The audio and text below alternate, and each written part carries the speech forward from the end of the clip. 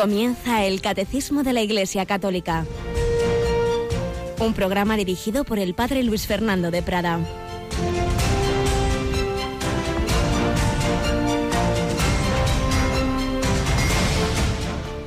Alabados sean Jesús, María y José. Muy buenos días, muy querida familia de Radio María. Y bienvenidos a esta edición del Catecismo en el día en que esos tres sagrados nombres que acabo de pronunciar, Jesús, María y José, iban juntos ahí en el templo de Jerusalén a presentar a Jesús al Eterno Padre. Y se encontraba con ellos el anciano Simeón. Fiesta de la presentación del Señor, fiesta en que María lleva la luz del mundo, fiesta que llamamos también de la Candelaria, Jornada Mundial de la Vida Consagrada y víspera de primer viernes de mes. Tenemos con nosotros a Cristina Rubio. Buenos días, Cristina. Muy buenos días, padre. Qué gran día. Qué de cosas se nos juntan tan buenas, ¿eh? Sí. Y eso implica en Radio María, pues por lo menos dos cosas, ¿verdad? Esta tarde tenemos una misa muy especial. Sí, esta tarde nos vamos a acompañar al Papa Francisco en esta misa de la presentación del Señor, que siempre la verdad es que es preciosa. Y bueno, pues desde allí vamos a retransmitirla a partir de las 5 de la tarde. Sí, conectaremos a esa hora, aunque creo que empieza un poquito más tarde, y veremos cómo en la Basílica de San Pedro pues habrá centenares, miles de religiosos y religiosas con sus velas encendidas, porque esa luz del mundo que es Jesucristo se ha ido transmitiendo a tantos cristianos, y dentro de los cristianos hay una vocación, hay tres grandes vocaciones en la Iglesia, como sabéis, la laical, la sacerdotal y la religiosa consagrada en sentido más amplio, que implica pues el hacer presente el modo de vida que Jesús llevó en la tierra, el modo de vida en castidad virginal, en pobreza y en obediencia, un modo de vida que choca con el mundo de hoy y de siempre, pero desde luego con el de hoy, que por eso es también luz. Vosotros sois la luz del mundo, vosotros sois la sal de la tierra. Y esas velas que indican esa fe y esa vocación que el Señor ha dado a los consagrados, pues van a estar ahí presentes, porque Jesucristo sigue llamando a muchísimos jóvenes y no tan jóvenes a ese seguimiento radical, a ese seguimiento corporal, como los apóstoles que se fueron con él. Pues sí, lo vamos a celebrar, vamos a vivir esa Santa Misa desde la Basílica de San Pedro. Pero es que además mañana es primer viernes de mes, por ello este día que vamos a estar todo él muy centrados en el Señor, va a terminar especialísimamente centrados en esa presencia eucarística. ¿Por qué, Cristina? Porque tenemos a las 11 esa ya famosa hora santa de Radio María, pues que nos va a acompañar de 11 a 12 con el Señor pues expuesto en esta pequeña capillita que tenemos aquí en los estudios. Como es pequeña, no les invitamos a venir, pero sí les invitamos a unirse en las ondas, y también los que cada vez más nos dicen que les gusta entrar en nuestra capilla a través de la ventanita del ordenador,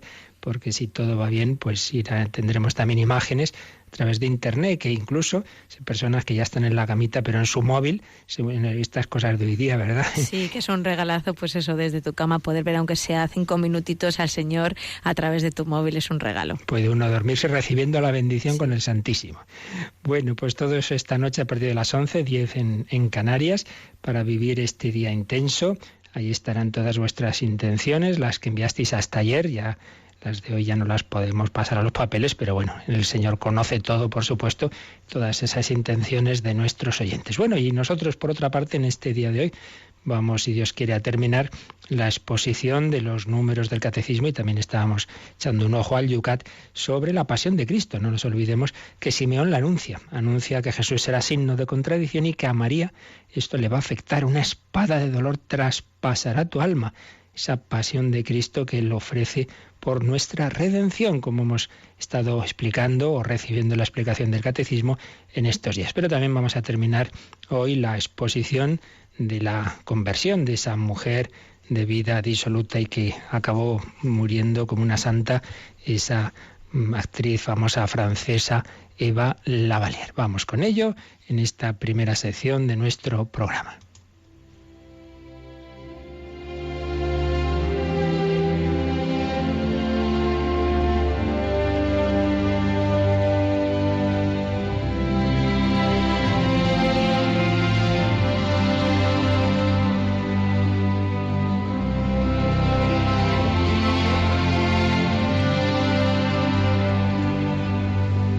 Recordaréis, habíamos visto en días pasados cómo esa joven de una infancia desgraciada la sedujo, como era de temer, el mundo, la fama en París, como pues se dejó llevar, como tuvo diversos amantes, vicios, famosísima, iban a verla hasta reyes de Europa en aquellos años 20, como nuestro rey Alfonso XIII, sí, pero tenía ese vacío en su alma que no llenaba ni la fama, ni los aplausos, ni los amantes, y estaba al borde de la depresión, del suicidio, cuando el Señor entró en su corazón, cuando a través de las palabras de un sencillo sacerdote del pueblo donde ella tenía una mansión, tocó su alma, empezó un proceso de conversión que fue radical, que al final vendió todo, se quedó con una pequeña localidad, una pequeña casita en una localidad en el campo, y ahí llevó una vida de oración, de soledad, de penitencia, ofreciendo, por otro lado, las enfermedades que iban cada vez apoderándose más de ese cuerpo que había sido tan bello. Terminamos leyendo lo último que se nos relata en el capitulito sobre esta mujer del libro Convertidos del siglo XX, que dirige la colección de Divesa sobre conversos que dirigía el padre Martínez Puche. Dice lo siguiente: Betania, cerrada a la curiosidad y al mundo, salvo rarísimas excepciones, era como llamaba esa casita donde vivía, olvidada, aunque no del todo. Algún buen amigo se acercó desde París y mereció ser recibido. Es el caso del marqués de Flers, académico, autor de gran parte de los textos interpretados por la gran actriz, a quien ella confesará haber encontrado ahora la felicidad que los éxitos teatrales le habían negado. Tras la visita en el verano de 1926, este marqués escribió en el diario Le Figaro: Eva Lavalier, ahora con una fe profunda y sólida, vive recogida y en oración. Impresionaría tal vez más a los incrédulos que a los creyentes. Encontré muy cambiada a la que fue y sigue siendo una de las mayores glorias del teatro francés. Desde muchos meses atrás la enfermedad la mantiene retirada y su monótona jornada diaria es una cruz. Tiene la cara pálida. Cuando las condiciones climáticas lo permiten, la sacan al jardín. Hasta hace más de medio año se entretenía con las plantas, ahora ya no puede. Su voz, fina y atiplada, se ha tornado recia. Respira una infinita dulzura. Palabras sencillas las suyas, rezumando gran dosis de humildad y mucha vida interior.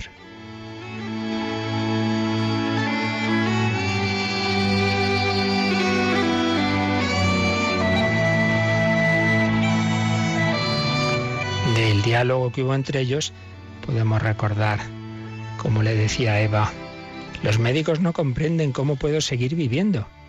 ¿Sufre usted mucho? Terriblemente. ¿No cree en una posible curación?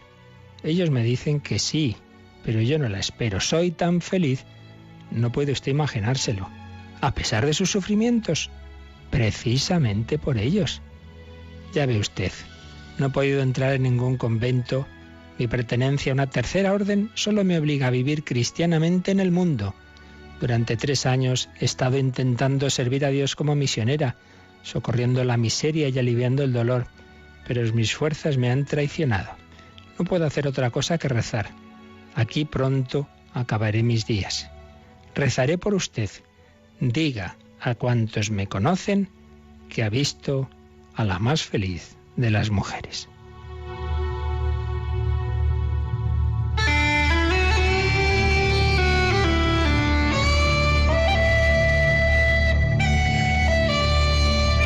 Aquello que publicó ese marqués incitó a algunos periodistas a intentar verla, incluso de Estados Unidos pidieron una entrevista en que le ofrecían una gran cantidad de dinero, pero Eva respondió: me niego a la entrevista, la historia de mi alma no está en venta. La historia de mi alma no está en venta. Esta especie de Magdalena del siglo XX murió en la madrugada del 10 de julio de 1929 con 63 años. Ceremonias fúnebres rurales, pobres, sencillas, sin brillo ni gran asistencia. Simplemente el cura, los monaguillos y un puñado de aldeanos. Ninguna de las amistades de los años de gloria y fama. Sobre la fosa, una cruz enarbolando una chapa metálica que lucía el nombre artístico, durante largos años con mayor lujo y colorido reclamo de las carteleras parisinas, Eva Lavalier. Fechas antes, la difunta le había dicho a su fiel amiga Leonila: «Solo tú, Leo, sabes cuánto he sufrido y aún sufro, sin dejar de ser feliz. Si crees que dándolo a conocer puede ayudar a las almas, cuéntalo». Y así lo contó esa amiga. Uno puede tener éxito, fama, salud y no ser feliz. Y por el contrario, puede estar en la pobreza, la austeridad, la enfermedad y serlo.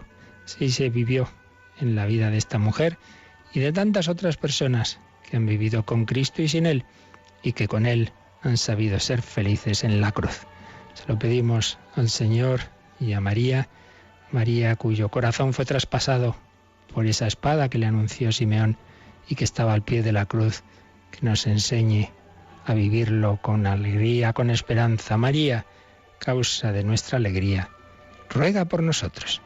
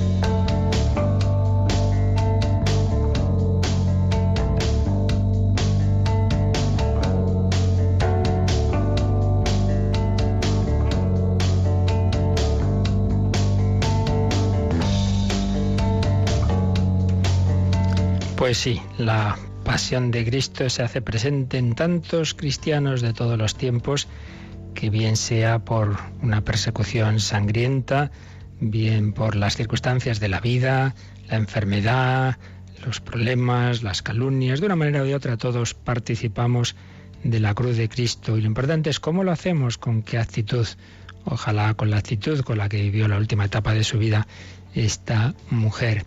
Pues es lo que estábamos viendo precisamente, y terminábamos ya los números de resumen, el resumen que el catecismo hacía de ese apartado en que nos ha ido exponiendo la pasión de Cristo y nuestra participación en la misma, cómo unirnos a la misma. Y estábamos terminando viendo también cómo esto los pone el Yucat. Habíamos leído, Cristina, el número 102, pero lo habíamos hecho ya un poco deprisa y corriendo, así que vamos a profundizar un poquito más en este día de hoy, en eso tan importante para todos nosotros, porque ¿quién no tiene que sufrir?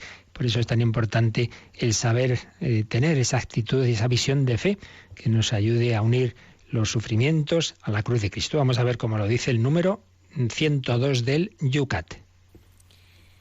¿Por qué debemos nosotros también aceptar el sufrimiento en nuestra vida y así cargar con la cruz y con ello seguir a Jesús? Es la pregunta que nos hace el Yucat. Fijaos que ya esa pregunta pues tiene mucha profundidad. ¿Por qué debemos también nosotros, también porque Jesús es el primero que lo hizo, aceptar el sufrimiento en nuestra vida, aceptar en nuestra vida el sufrimiento y ahora ya la lectura cristiana de ello y así cargar con la cruz y con ello seguir a Jesús? Como siempre, el enunciado es una pregunta, luego hay un primer párrafo con lo esencial de la respuesta y un desarrollo. Vamos a ver el primer párrafo, ¿qué nos dice? Los cristianos no tienen que buscar el dolor, pero cuando se enfrentan a un dolor que no se puede evitar, este puede cobrar sentido para ellos si unen su dolor al dolor de Cristo. Cristo padeció por vosotros, dejándoos un ejemplo para que sigáis sus huellas. Como ya mencionábamos ayer, aquí el Yucat distingue dos cosas. Una, el cristianismo no es dolorista, no es que busquemos el dolor así ansiosamente porque sí. Los cristianos no tienen que buscar el dolor. Ay, me duele esto, lo otro y tal, vamos al médico. No. Si me lo ha mandado Dios no hay que ir al médico, hombre. Eso no está dicho en ningún sitio. En principio hay que ir al médico. Ay, me duele la cabeza, no puedo trabajar. Hombre, pues tómate una aspirina, un paracetamol. No, que me duela, hombre. No, tómatela y ofrécelo. Pero, o sea, que lo que vamos a decir sobre la aceptación del dolor no quiere decir que no tengamos que luchar contra él. Y de hecho, pues, cuántos médicos santos en la historia de la Iglesia, empezando por San Lucas, que era médico. Por tanto, no se trata de buscar el dolor por el dolor. Otra cosa es que uno pueda y deba y estemos llamados a ofrecer también sacrificios voluntarios, penitencias, pero no en un sentido dolorista de obsesión por el dolor. Pero una cosa es eso y otra cosa es que, de hecho, dice, cuando se enfrentan a un dolor que no se puede evitar, mire, hemos hecho lo posible, pero esto está así, somos limitados y también los médicos no son Dios. Hay personas que piensan, no, pues me tiene usted que curar, mire, medicina da hasta donde da. Y como le oí una vez a un médico importante, dice, mire, los médicos estamos en una guerra que sabemos que la perdemos siempre al final. Claro, la perdemos siempre al final porque al final vence la muerte. Lo que pasa es que hasta esa derrota final nosotros intentamos aliviar todo lo posible el sufrimiento y retrasar esa derrota final, pero eso lo sabemos. Lo digo porque en este espíritu en que a veces el hombre se cree omnipotente, parece que si una persona se le va a un médico es porque ha sido por negligencia. Mire usted, la muerte está ahí, el dolor está ahí y demasiado está avanzando la medicina, pero cuando llegan a situaciones que no se puede, pues ahí está el saberlo encajar. Se enfrentan a un dolor que no se puede evitar, entonces ¿qué hay que hacer? Pues ese dolor puede cobrar sentido para ellos, para los cristianos, si unen su dolor al de Cristo. Y nos ha puesto esa cita de la primera carta de San Pedro. Cristo padeció por vosotros, dice San Pedro a aquellos a los que escribe, Cristo padeció por vosotros, dejándoos un ejemplo para que sigáis sus huellas. Jesús no se azotó a sí mismo, le azotaron, pero aceptó ese sufrimiento, no se clavó a sí mismo en la cruz, pero se dejó clavar con amor. Y desarrolla esto el Lucas, Cristina, en el siguiente párrafo. Jesús dijo, el que quiera venir en pos de mí, que se niegue a sí mismo, que cargue con su cruz y me siga. Los cristianos tienen la tarea de mitigar el dolor en el mundo, sin embargo siempre habrá dolor. En la fe podemos aceptar nuestro propio dolor y compartir el ajeno.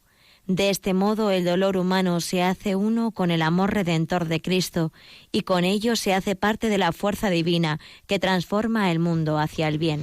Pues un párrafo precioso en el que básicamente hay dos aspectos, dos ideas. Bueno, para empezar, empieza con esa frase que todos yo creo que recordamos mucho, el que quiera venir en pos de mí, que se niegue a sí mismo, que cargue con su cruz y me siga. Una llamada general de Jesús que no obliga a nadie a nada. Por eso dice el que quiera. Es muy habitual en muchísimas palabras de Jesús este tipo de condiciones, de decir las cosas en condicional. Si alguno quiere venir en pos de mí, si alguno realmente quiere ser santo, quiere ser feliz, quiere seguirme, pero no obliga. ¿Tenéis todos qué? Pues también el que quiera venir en pos de mí, pues no voy a engañaros, que quiera venir en pos de mí, ¿qué tiene que hacer? Negarse a sí mismo, cargar con su cruz y seguirme. Vamos a ver, aquí hay que distinguir. El negarse a sí mismo no significa de por sí sufrimiento. Quiere decir que yo no me tome a mí mismo como norma de lo que tengo que hacer. ¿Yo qué hago? Lo que me parece. ¿Qué hago? ¿Lo que me da la gana? Pues no. Me niego a mí, dejo de tomarme a mí como si yo fuera aquí la última palabra. No, hago lo que Dios me pida. Ese es lo que significa el negarse a sí mismo. En términos de teología espiritual sería la abnegación, que no es lo mismo que mortificación o sufrimiento. Uno simplemente eso, que niega el que sea él el que tiene sin más que decidir lo que tiene que hacer por las escasas luces de su razón, que siempre son escasas, por muy listo que sea uno, y mucho menos por lo que le pide el cuerpo. Se niega a sí mismo. No te tomes a ti por la medida de la verdad. El que quiera venir en pos de mí, que se niegue a sí mismo. Que cargue con su cruz, esa cruz que tenemos todos, pues que la aceptemos. Y si leemos, esto está en Marcos 8:34, pero si leemos la versión de San Lucas, veréis que dice que cargue con su cruz cada día.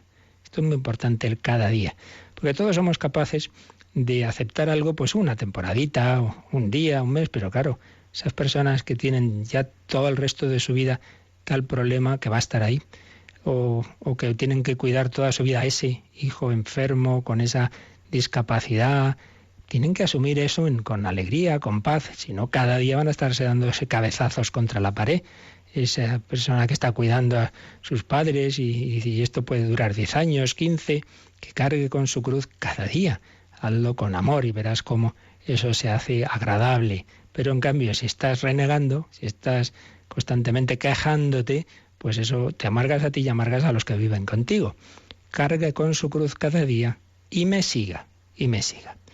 Luego, eso en cuanto a uno tiene que tener esa actitud con su propio dolor. Pero a la vez dice, los cristianos tienen la tarea de mitigar el dolor en el mundo. Entonces no quiere decir, pues como Dios nos santifica con eso, siento que sufra. Bueno, eso déjaselo a Dios.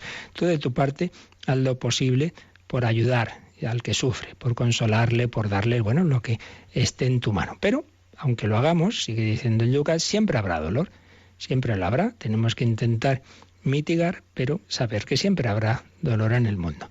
Entonces dice, en la fe podemos aceptar nuestro propio dolor y compartir el ajeno.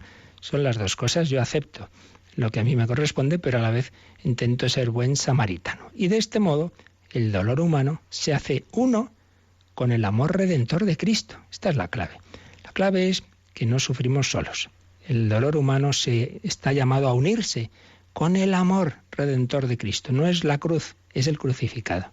Si tú la cruz la ves sola, sin más, no una cruz ahí de oro muy bonita, sino una cruz real llena de astillas y sangre. Eso es duro. Pero si en ella está Jesús, Jesús llena ese amor, pone ahí su corazón. Eso es otra cosa. Entonces me uno con Cristo crucificado, no sin más con el dolor o la cruz. Este es el punto. Por eso, si tenemos esa fe de que ahí está Jesucristo, pues como oíamos en el testimonio de Balavalier, ella pues se unía con el Señor, del cual había estado separada la primera etapa de su vida y ahora la había encontrado. Pues eso tenemos que hacer nosotros, unirnos con Cristo. Se hace uno con el amor redentor de Cristo y así se hace parte, ese dolor, de la fuerza divina que transforma el mundo hacia el bien. Se hace parte de la fuerza divina que transforma el mundo hacia el bien. Recordad aquel texto que leí hace unos días de San Juan Pablo II, que había tenido un accidente doméstico, que había sido ingresado en el Gemelli, ahí en mayo del 94, creo recordar, y cuando decía eso, dice, yo me he comprendido que el Señor me pide colaborar en este momento de la historia del mundo y de la Iglesia, en que la familia está atacada, pues con mi oración, con diversas iniciativas, pero no basta. El Señor me pide que colabore también con mi sufrimiento. Tienes que llevar a la Iglesia hasta el tercer milenio, me había dicho Cardenal Wyszynski, pero eso tengo que hacerlo también con el sufrimiento. Y recuerdo también, cuando yo era seminarista, el cardenal arzobispo de Toledo, que ya falleció, don Marcelo González Martín, había venido de una reunión en Roma, donde había hablado algún obispo de los países del este que en aquella época estaban todavía bajo el comunismo y con una situación de persecución durísima. Fue impresionante aquel primer sínodo extraordinario de Europa tras la caída del muro de Berlín. Me contaba otro sacerdote que trabajaba entonces en el sínodo, pues cómo llegaban, por ejemplo, un obispo de la entonces Checoslovaquia que había trabajado limpiando cristales, pues disimulado que él era obispo, pues perseguido, pasándolo mal, cómo se habían reunido allí, habían compartido aquellas experiencias tan duras. Pero unos años antes, como digo, don Marcelo, pues había conocido a uno de los, creo que también era obispo de uno de esos países, que le impresionó con qué convicción decía, en la Iglesia hay quienes trabajan mucho, hacen mucho, hay quienes rezan, hacen más, pero sobre todo los que sufren, lo hacen todo. Los que sufren se entiende con este sentido de unirse al amor redentor de Jesucristo. Por eso es ese error tan habitual de la persona enferma o mayor que dice, ¿yo qué hago aquí? Si yo ya no hago nada, ¿por qué no me llevará Dios? Pero hombre, que no es así. Siempre respondo lo mismo. ¿Qué hacía Jesús en la cruz?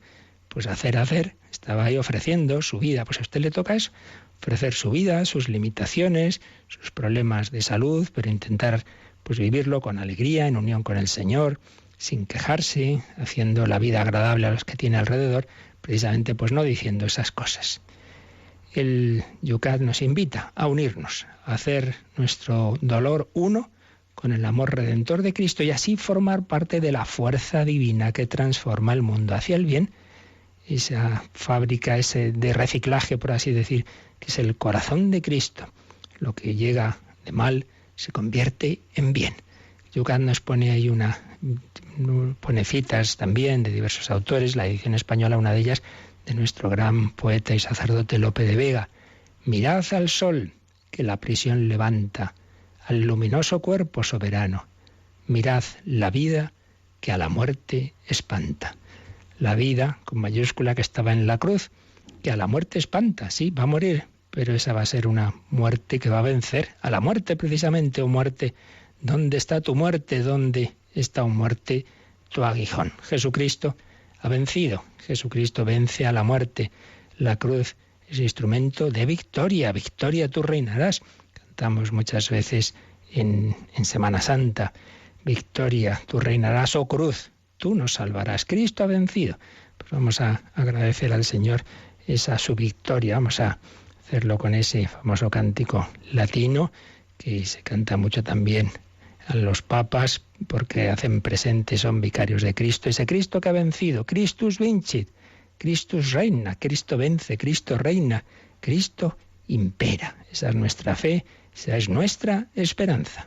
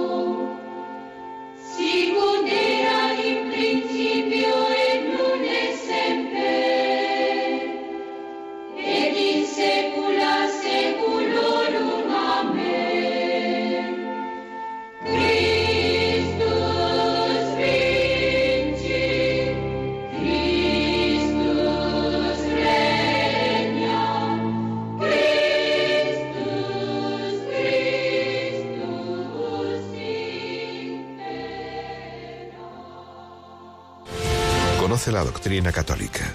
Escucha el catecismo de martes a jueves, de 8 a 9 de la mañana. Y los sábados, a la misma hora, profundizamos en los temas tratados en el programa En torno al catecismo.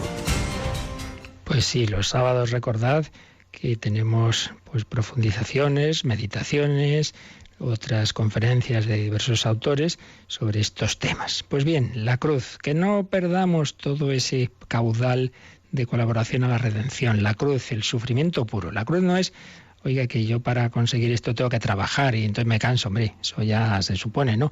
No, cuando hablamos de la cruz hablamos de ese sufrimiento puro, de eso que parece que uno no le ve sentido, de esa persona que se ha quedado en un accidente parapléjica, de esto que nos desconcierta tanto, ¿verdad? La cruz, Jesús en la cruz no podía hacer nada, sufrimientos físicos, morales, una persona calumniada. Pues ha pasado bastante en la historia de la Iglesia. Fundadores de órdenes religiosas, por ejemplo, Santa María Rafaela, 25 años apartada, recluida en una celda, como si fuera una loca, casi nadie la podía visitar, solo su confesor, y calladita, sin decir nada.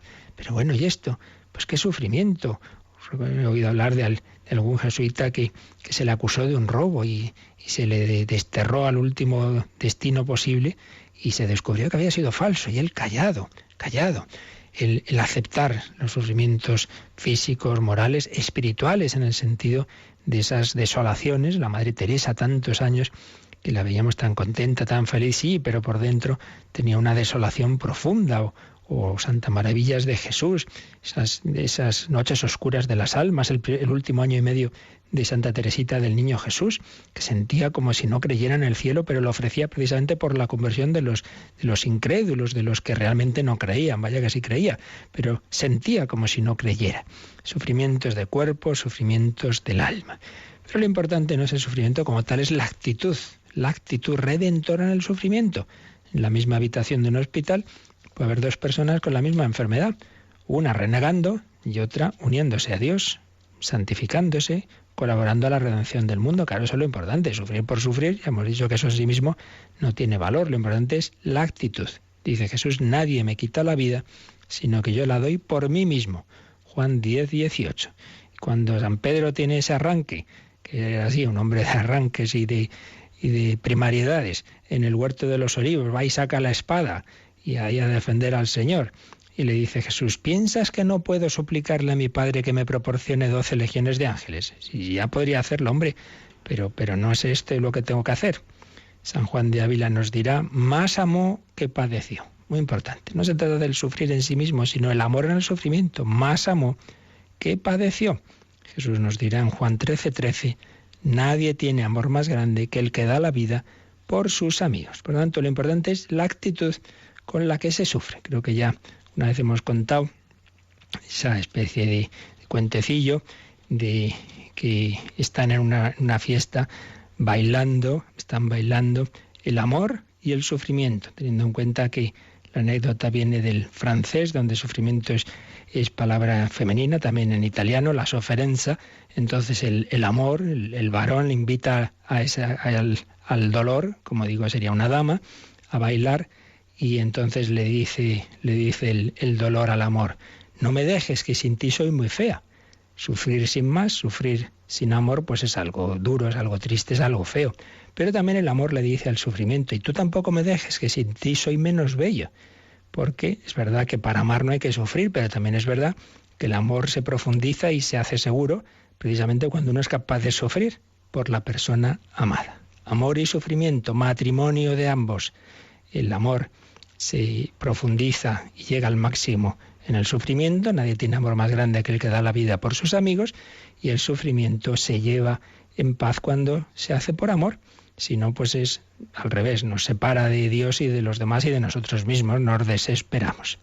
Actitud redentora. ¿Qué más aspectos hemos visto y son importantes para llevar toda esta doctrina del catecismo a nuestra vida? Bueno, pues esto tiene que ver mucho, claro, con nuestros pecados. El sufrimiento ha entrado en el mundo por el pecado, y muchas veces incluso sufrimientos que tenemos son consecuencias de errores nuestros, de pecados nuestros o de otras personas en torno a nuestro. Muchas veces echamos la culpa a Dios de lo que es consecuencia del pecado del hombre. Yo diría que los principales y la mayor parte de los sufrimientos del día a día pues son eso, consecuencia de esa persona que se portó mal, ese que bebía, esa familia destrozada por tal adicción de tal miembro, etcétera, etcétera, etcétera. El pecado. Pues ofrezcamos también los sufrimientos en reparación de nuestros pecados y los del mundo entero. Otra palabra que ha salido mucho en estos días, en esta exposición de la pasión de Cristo es el por mí, por mí. Cristo sufrió por mí, no simplemente por la humanidad así en su conjunto, sino pensando en cada uno en particular. Hemos visto que ese por mí significa varias cosas. En mi beneficio, para mi bien, para mi salvación, en mi sustitución, tenía que ser yo el que estuviera en la cruz y Él me ha sustituido por mis pecados, por mi culpa. Todo ello está ahí, por mí, una declaración de amor, un amor de pasión, un amor loco, un amor en que, digamos, el Señor ha perdido la cabeza. Pero Señor, ¿por qué? ¿Por qué tanto? ¿Por qué tanto? Otro aspecto a tener en cuenta es que cuando hagamos oración y contemplemos la pasión o hagamos el Vía Crucis, etcétera, no se trata simplemente de tener lástima, esa madre que lleva al niño a una procesión de pasión y ve pasar ese paso y dice, pobre Jesús. Y a lo mejor uno pues tiene su lástima, echa unas lagrimitas. Bueno, no está mal. Pero la lástima no deja de tener una cierta actitud de superioridad. Voy por la carretera, veo un hombre accidentado, sufriendo mucho, tengo lástima, pero también la tengo de un perro al que han atropellado. Es algo más lo que se pide. La contemplación no debe ser simplemente un tener lástima, sino padecer contemplar la pasión con el corazón y unir yo también mis sufrimientos, padecer con padecer, que implica amor a esa persona, que no es superioridad yo desde arriba, sino yo, es como, un matrimonio muy unido. Entonces uno está enfermo o uno está en la cárcel y el esposo o la esposa pues está padeciendo y si pudiera se iba a la cárcel con él, porque quieren estar unidos. No se trata de una mirada así como desde fuera, sino unirme interiormente, sufrir con Cristo. Lo que decía San Pablo en Colosenses 1:24, completo en mi carne lo que falta a la pasión de Cristo por su cuerpo, que es la Iglesia. Unirme a Él. Y también darme cuenta de que el Padre está ahí implicado, como ya dijimos, no caigamos en esas interpretaciones como que el Padre dice, ala, que sufra mi hijo, porque en Él voy a descargar mi ira por los pecados de la humanidad. Pues no, el Padre es el primero al que le duele misteriosamente toda esa pasión, pero ha preferido ese camino para que nuestra redención sea superabundante y no sea una mera amnistía general, sino que uno de nosotros, un hombre, pues repara lo que han hecho lo que hemos hecho todos los demás. Un hombre que es su Hijo eterno, que es Dios también. Contemplemos a María que le anuncia a Simeón esa espada de dolor, María que sufre cuando no saben dónde está el niño Jesús, cuando se pierde, entre comillas, en el templo de Jerusalén, María que sufre cuando Jesús vuelve después de sus primeras excursiones apostólicas, digamos, vuelve a Nazaret y le rechazan en la sinagoga y le quieren despeñar. Esto yo creo que lo hemos pensado poco, empezando por un servidor, pues no hace mucho, lo oía y explicar, y cómo la Virgen se cruzaría luego con sus paisanos, esos paisanos, algunos de los cuales habían querido tirar a su hijo por el barranco. Pues ¿cómo sería esa convivencia? Mis vecinos han querido matar a mi hijo porque se ha presentado como el Mesías. Qué duro. El sufrimiento de María, que ve cómo quieren despeñar a su hijo en Nazaret. El sufrimiento, antes de pequeño, claro, cuando ya tienen que salir corriendo de noche a Egipto, porque el ángel le dice a José, Herodes quiere matar al niño. Y luego el sufrimiento de María cuando va viendo que se va estrechando el cerco en la vida pública en torno a Jesús, que están tras de él, que ya han apresado y han matado a Juan Bautista, y ahora irán a por mi hijo. Y finalmente el sufrimiento de María al pie de la cruz. Pues sí, desde luego se cumplió lo que San Juan Pablo II llamaba la segunda anunciación, cuando Simeón le anuncia a María no cosas gloriosas como el ángel Gabriel, será hijo del Altísimo, su reino no tendrá fin. No, le anuncia que será signo de contradicción y que se dividirá el mundo en torno de él y que María también va a participar ahí y que una espada de dolor va a traspasar su alma. María participa en la pasión de su hijo. Y luego, muy importante para la vida cristiana, para la vida espiritual, y así lo han visto todos los santos, que aprendamos al contemplar la pasión, que veamos ahí la mejor fuente de todas las virtudes. ¿Me cuesta obedecer? Bueno, pues hijo, mira cómo Jesús obedece. ¿Me cuesta sufrir? Pues mira la capacidad de sufrimiento de Cristo. Uno ha muerto por todos, dice San Pablo, para que los que viven ya no vivan para sí, sino para aquel que por ellos murió y resucitó. 2 Corintios 5:15. Uno ha muerto por todos para que tú ya no vivas para tu egoísmo, sino para Él. Esto lo han visto todos los santos, muy particularmente todos los mártires. San Ignacio de Antioquía: os mantenéis estables, inconmovibles en vuestra fe, como si estuvierais clavados en cuerpo y alma a la cruz del Señor Jesucristo, y os mantenéis firmes en la caridad por la sangre de Cristo. Santa Teresa, que hablaba con el Señor como quien habla con su vecino, pues dice que me dijo una vez el Señor que no era obedecer si no estaba determinada a padecer, que pusiese los ojos en lo que Él había padecido y todo se me haría fácil. Fijaos qué importante esta enseñanza de la gran doctora de la Iglesia. Primero, que poca obediencia es si uno no está dispuesto a sufrir, pues cuando le mandan algo que no le gusta, obedecer. Pero sobre todo, que pusiese los ojos en lo que Él había padecido y entonces todo se te haría fácil. Cuando tú te miras a ti mismo, bueno, esto no puede ser, no sé, mira a Jesús, hombre, y todo se te hará mucho más fácil. De hecho, siempre me acuerdo, una vez estaba yo en una de mis parroquias en la que estuve rezando vísperas y apareció una chica llorosa quejándose que no sé qué le había pasado. Digo, bueno, luego me lo cuentas. Yo estaba rezando vísperas, ¿quieres rezar? Bueno, y resulta que el himno era de un viernes, era este: ¿cómo quejarme de mis pies cansados cuando veo los tuyos destrozados? ¿Cómo mostrarte mis manos vacías cuando las tuyas están llenas de heridas? ¿Cómo explicarte a ti mi soledad cuando en la cruz alzado y solo estás? ¿Cómo explicarte que no tengo amor cuando tienes rasgado el corazón? Nada, esta pobre ya, entonces ya sí que lloraba mal, y yo quejándome de mis tonterías, fíjate qué respuesta me ha dado el Señor. ¿Cómo quejarme de mis pies cansados cuando veo los tuyos destrozados? Pues sí, mira a Cristo, todo se te hará fácil, todo se te hará mucho más suave. Y siempre con agradecimiento. En los ejercicios espirituales, San Ignacio nos propone la primera etapa, la primera semana, que contemplemos que Cristo lo que ha hecho por mí y en consecuencia qué debo yo hacer y padecer por Él. Cristo ha vivido esto por mí, ¿qué he hecho yo por Cristo? ¿Qué hago por Él? ¿Qué debo hacer por Él? Y en la tercera semana no solo qué debo hacer, sino qué debo hacer y padecer. Es decir, ofrecer, lo que decíamos antes, el sufrimiento y también la mortificación voluntaria. Y San Juan Pablo II, santo sacerdote, hablando de otro santo sacerdote, del santo cura de Ars, nos escribía a los sacerdotes como el cura de Ars, salía al encuentro de la mortificación, imponiéndose ayunos continuos, así como otras rigurosas maneras de reducir su cuerpo a servidumbre, que dice San Pablo.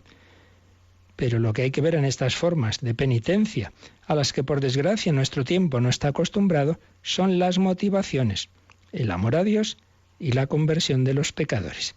Llegó una vez un hermano sacerdote desanimado, que no se convertía nadie en su pueblo, y le respondió el cura de Ars: ha rezado, ha gemido, pero ¿también ha ayunado?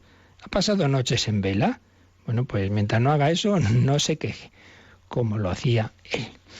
Bueno, pues vamos a terminar leyendo algunos pasajes de una preciosa poesía de un gran literato católico que fue José María Pemán, Ante el Cristo de la Buena Muerte, una preciosa poesía en la que va mirando a ese Jesús. Vamos a pedirle al Señor que nos conceda esa contemplación de su pasión, que nos ayude a vivir con paz, con alegría, los misterios, no solo los gozosos de la vida, que son muy fácil, ¿verdad?, sino los dolorosos. Cuando llega esa cruz, cuando nos desconcierta el dolor, pues que no nos quedemos en la cruz sin más, sino miremos al Señor. Recuerda, lo hemos dicho también muchas veces, pero el sufrimiento no es el sufrimiento en sí mismo, sino el sufrir en soledad, sin sentido y sin esperanza. Bueno, pues el cristiano no puede sufrir así. Primero, no está solo, está Cristo con él, aparte de la Iglesia, pero tienes a Cristo, no está solo. Segundo, no es sin sentido. El sufrimiento se convierte en cruz redentora. Tiene sentido, únete al Señor. Tercero, con esperanza. Hombre, la última palabra no es de la muerte y del dolor, la palabra es de la resurrección, como seguiremos viendo en los próximos números del Catecismo. Pues contemplando a Cristo, vivamos pues en esa unión con Él, con esperanza, y mirando a ese Jesús al que cantaba Pemán, cuerpo llagado de amores, yo te adoro y yo te sigo. Yo, Señor de los señores, quiero partir tus dolores subiendo a la cruz contigo. Quiero en la vida seguirte y por sus caminos irte alabando y bendiciendo, y bendecirte sufriendo, y muriendo bendecirte. Quiero, Señor, en tu encanto tener mis sentidos presos, y unido a tu cuerpo santo, mojar tu rostro con llanto, secar tu llanto con besos. Quiero en santo desvarío, besando tu rostro frío, besando tu cuerpo inerte, llamarte 1000 veces mío, Cristo, de la buena muerte. Y tú, Rey de las bondades, que mueres por tu bondad, muéstrame con claridad la verdad de las verdades, que es sobre toda verdad. Que mi alma en ti prisionera vaya fuera de su centro por la vida bullanguera, que no le lleguen adentro las algazaras de fuera, que no ame la poquedad de cosas que van y vienen, que adore la austeridad de estos sentires que tienen sabores de eternidad. Y sobre todo, fijaos en estas 3 estrofas tan bellas. Que no turbe mi conciencia la opinión del mundo necio, que aprenda, Señor, la ciencia de ver con indiferencia la adulación y el desprecio, que sienta una dulce herida de ansia de amor desmedida, que ame tu ciencia y tu luz, que vaya en fin por la vida como tú estás en la cruz. Fijaos bien, que vaya en fin por la vida como tú estás en la cruz. A saber, de sangre los pies cubiertos, llagadas de amor las manos, los ojos al mundo muertos y los 2 brazos abiertos para todos mis hermanos. Pues esto pedimos, que vayamos por la vida como Jesús, de sangre los pies cubiertos, sus pies tan machacados que tenía la Madre Teresa de tanto caminar para hacer el bien, de sangre los pies cubiertos, llagadas de amor las manos, que tus manos se hayan empleado también en servicio del prójimo, los ojos al mundo muertos, no a mirar vanidades y mundanidades, y los 2 brazos abiertos para todos mis hermanos. Los brazos y el corazón abiertos para todos los hermanos. Pues así lo pedimos, así terminamos estas reflexiones sobre la pasión de Cristo. Pues hacemos un poquito de meditación sobre todo ello y también, si queréis ahora, vuestras consultas. Participa en el programa con tus preguntas y dudas. Llama al 91 153 8550. También puedes hacerlo escribiendo al mail catecismo@radiomaria.es. catecismo@radiomaria.es.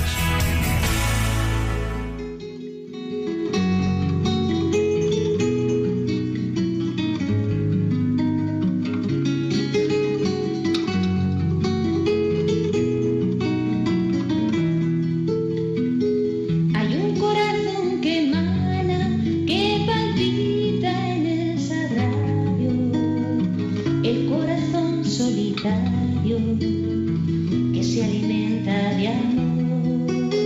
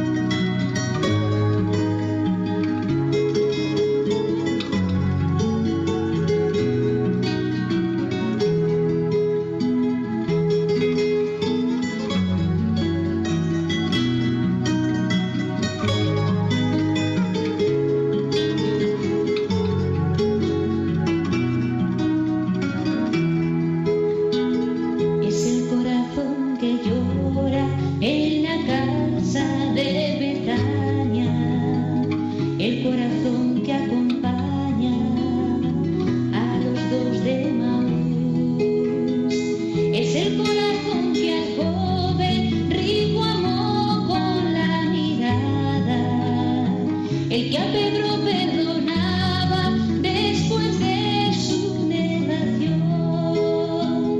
Es el corazón en lucha del huerto de los olivos, que amando a sus enemigos hizo creer al ladrón. Es el corazón que salva por su fe a quien se le acerca, que mostró su herida abierta al apóstol que dudó. Decidle a todos que vengan a la fuente de la vida, que hay una historia escondida dentro de este corazón. Decirles que hay esperanza, que todo tiene un sentido, que Jesucristo está vivo. Decirles que hay esperanza, que todo tiene sentido, también el dolor y la cruz. ¿Tenemos alguna pregunta, Cristina? Sí, tenemos una llamada de Conchi desde Pontevedra. Dice que, bueno, pues ella tiene una discusión así con una amiga suya porque discrepan en una opinión. Ella dice que cuando estamos enfermos, pues tenemos que hacer todo lo que esté en nuestras manos para poder curarnos. Si llegamos a un diagnóstico en el que nos dicen, por ejemplo, que tenemos un órgano dañado y se puede dar un trasplante, pues que nosotros tenemos que acceder pues a ese trasplante de órgano, que luego puede salir mal o bien, pero que tenemos que hacer todo lo posible pues por curarnos. Y su amiga siempre dice que pues que no, que tenemos que aceptar la voluntad de Dios y que bueno, pues el trasplante de órgano es como ya demasiado, ¿no? Como llegar a demasiado y que es no aceptar la voluntad de Dios. Entonces, bueno, pues quería una aclaración sobre esto. Bueno, pues creo que tiene más razón ella que su amiga.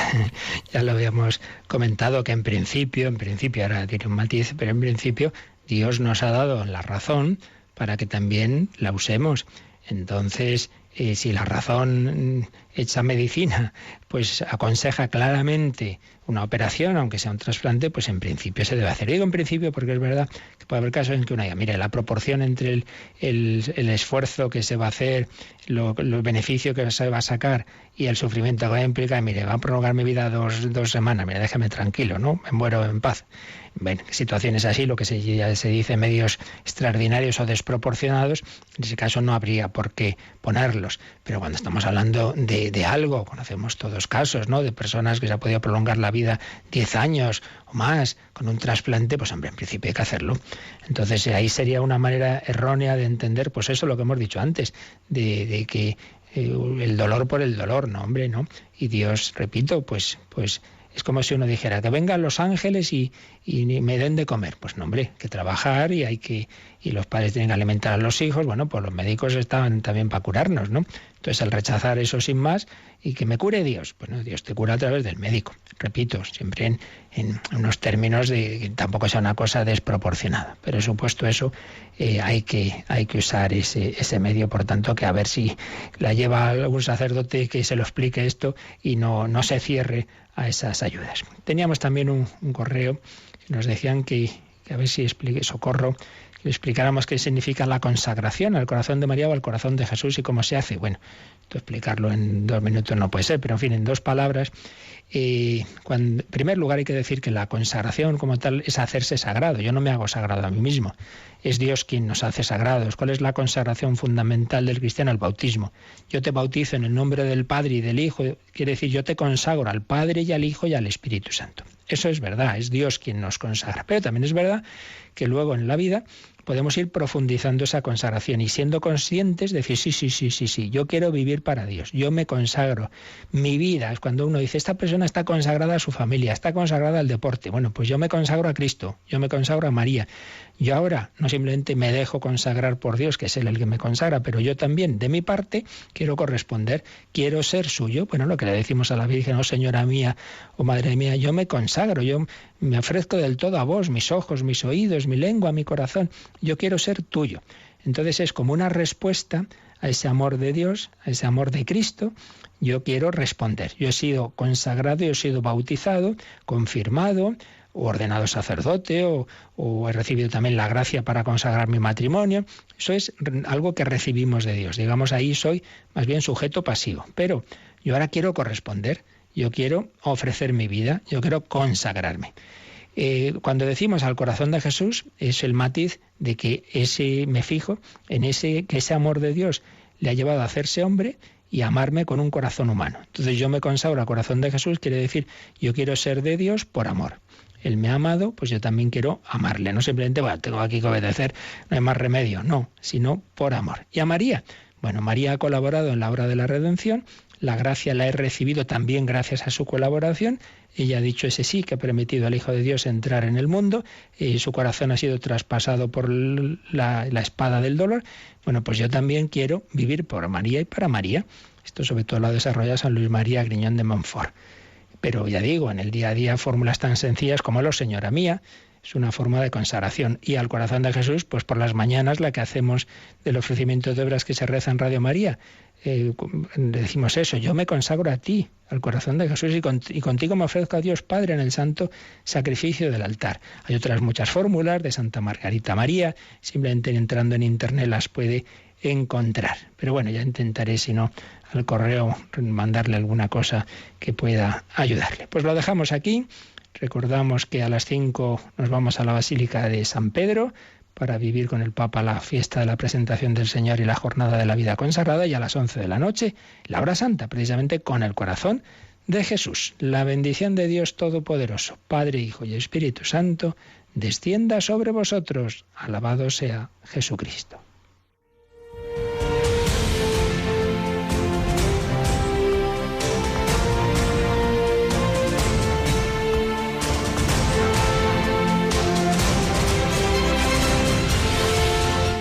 Han escuchado en Radio María el Catecismo de la Iglesia Católica. Un programa dirigido por el Padre Luis Fernando de Prada.